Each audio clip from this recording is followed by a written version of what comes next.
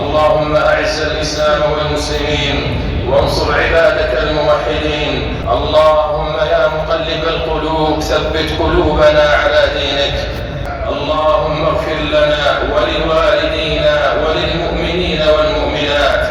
اللهم اشف مرضانا وعاف مبتلانا وارحم موتانا يا أرحم الراحمين.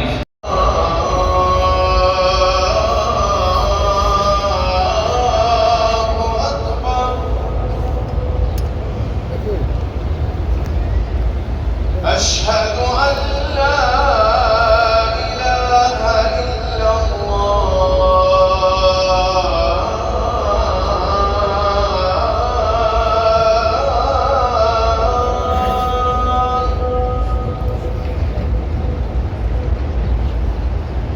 أشهد أن لا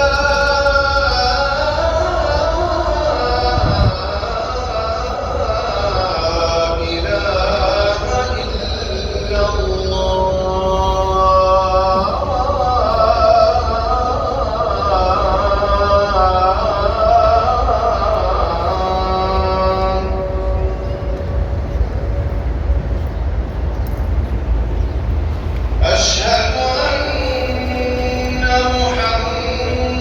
محمدًا رسول الله.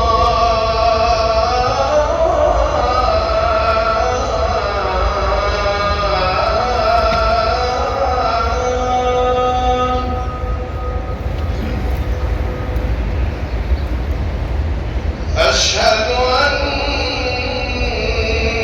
محمدًا رسول الله.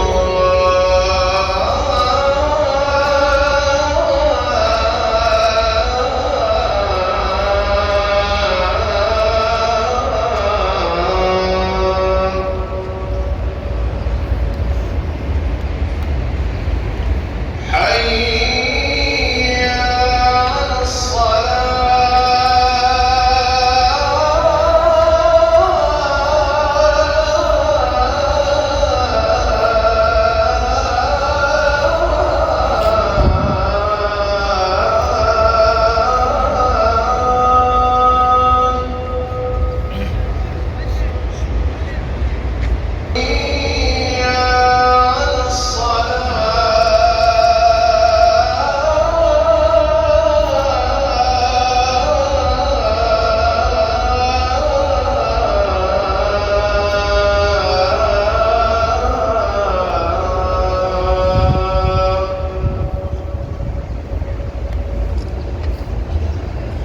حي على الفلاح.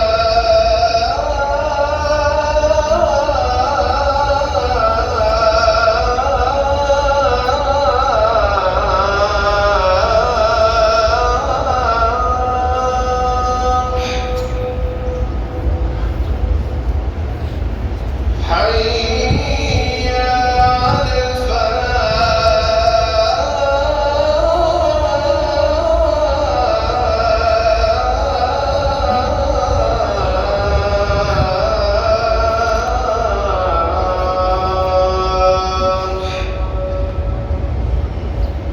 الله أكبر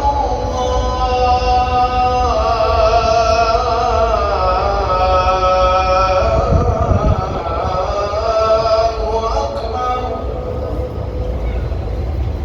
لا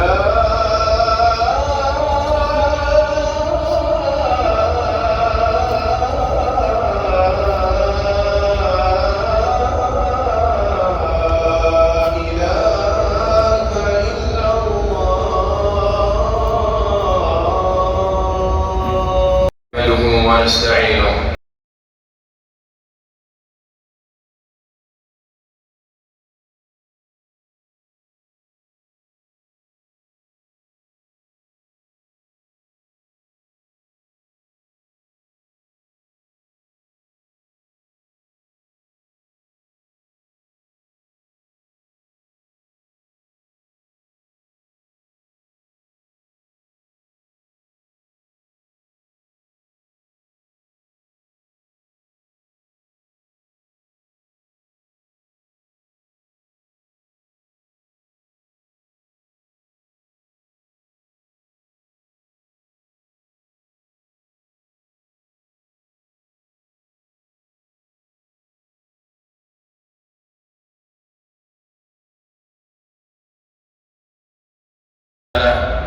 وكل ضلالة في النار.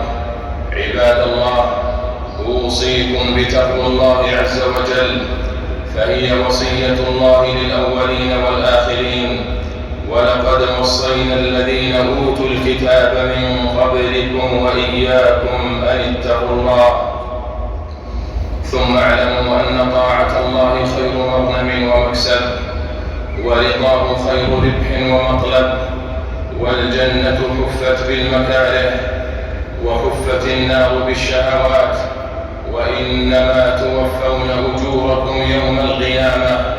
فمن زحزح عن النار وأدخل الجنة فقد فاز. معاشر المسلمين، إن الله قد أكرمكم ببلوغ هذا الشهر المبارك، وهو فرصة عظيمة لمن يريد أن يتدارك، وميدان للسعي إلى التوبة قبل انقضاء الأعمال وفوات الأوان. فالله الله في رمضان، عظموه حق تعظيمه، وصوموه حق صيامه، وصونوه عن كل ما ينقص أجره، واغتنموا ساعاته ولياليه. عباد الله، رمضان شهر كريم وموسم عظيم، ينفح بالبركات والعطاء، ويعم بالخير والسخاء. يتنافس الناس فيه في الخير، ويتسابقون إلى الطاعة. أبواب الرحمة فيه مفتوحة، والأجر فيه مضاعف.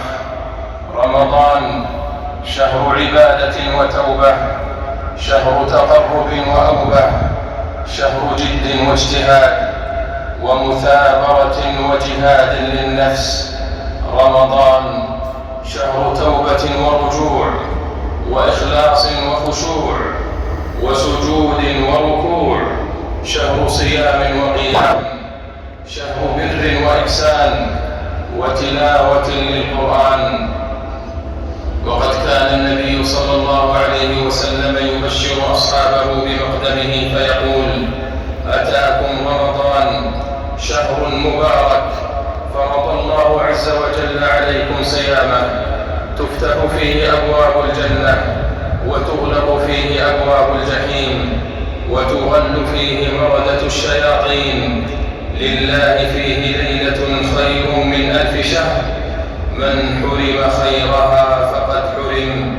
رواه النسائي وأحمد. معاشر الصائمين، إنكم في أيام عظيمة وأوقات فاضلة، فلا تضيعوها، بل اغتنموها فيما يقربكم إلى الله. اغتنموها في الفرائض والسنن والنوافل، في الصلاة والصيام وقراءة القرآن، في الذكر والتسبيح والتهليل والصلاة والسلام على رسول الله. اغتنموها في التوبة والاستغفار، في الدعاء والابتهال والتضرع إلى الله الواحد القهار. اغتنموها في الصدقات وإطعام المساكين وإفطار الصائمين. اغتنموها في صلة الرحم وأعمال البر. عباد الله، طرق الخيرات كثيرة وأبوابها مفتوحة، فخذوا عباد الله من كل طاعة بنصيب، واقدروا هذا الشهر حق قدره، وعظموه كما عظمه الله، واحترموه، واستغلوه بطاعة الله عز وجل.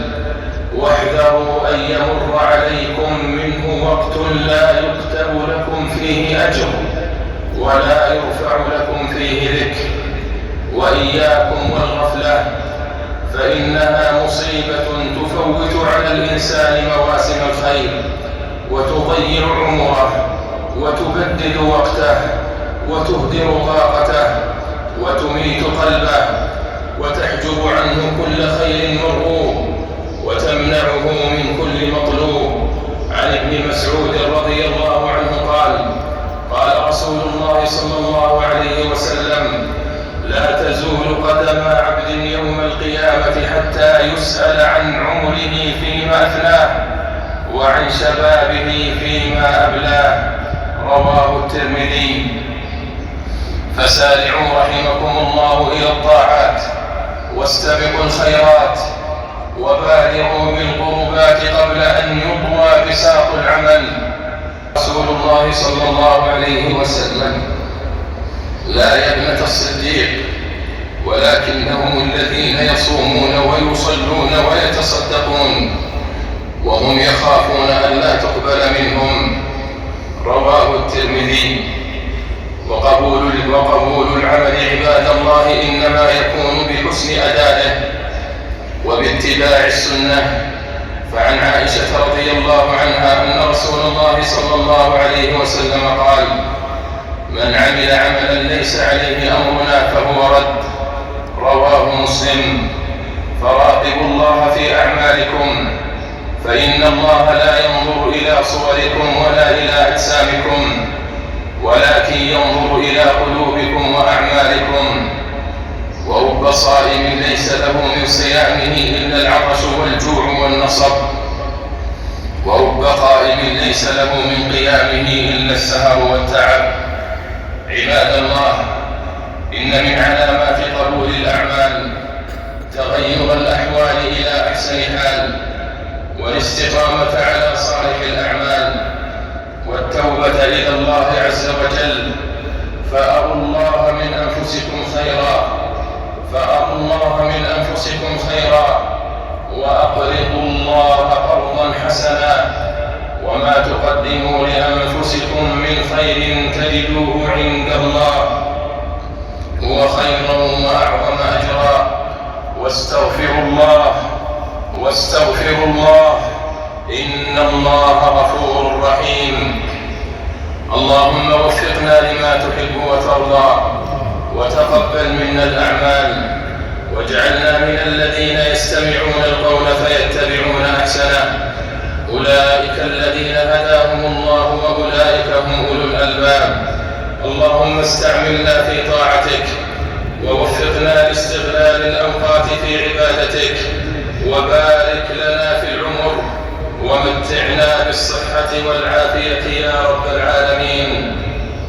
اللهم إنك عفو تحب العفو فاعف عنا. اللهم إنك عفو تحب العفو فاعف عنا.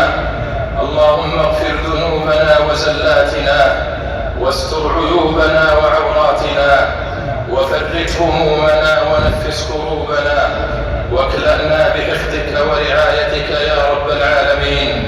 اللهم حبب إلينا الإيمان وزينه في قلوبنا، وكره إلينا الكفر والفسوق والعصيان، واجعلنا من الراشدين. اللهم يا مصرف القلوب صرف قلوبنا إلى طاعتك. ربنا لا تزغ قلوبنا بعد إذ هديتنا. ربنا لا تزغ قلوبنا بعد إذ هديتنا، وهب لنا من لدنك رحمة إنك أنت الوهاب. اللهم اغفر لنا ولوالدينا وللمؤمنين والمؤمنات. اللهم يا مقلب القلوب ثبت قلوبنا على دينك. اللهم اشف مرضانا وعاف مبتلانا وارحم موتانا يا أرحم الراحمين. اللهم أعز الإسلام والمسلمين، وانصر عبادك الموحدين، واجعل اللهم هذا البلد آمنا مطمئنا وسائر بلاد المسلمين. اللهم آمنا في أوطاننا، وأصلح أئمتنا وولاة أمورنا.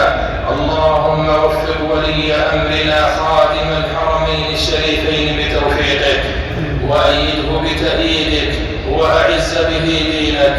اللهم وفقه وولي عهده لما تحب وترضى يا سميع الدعاء.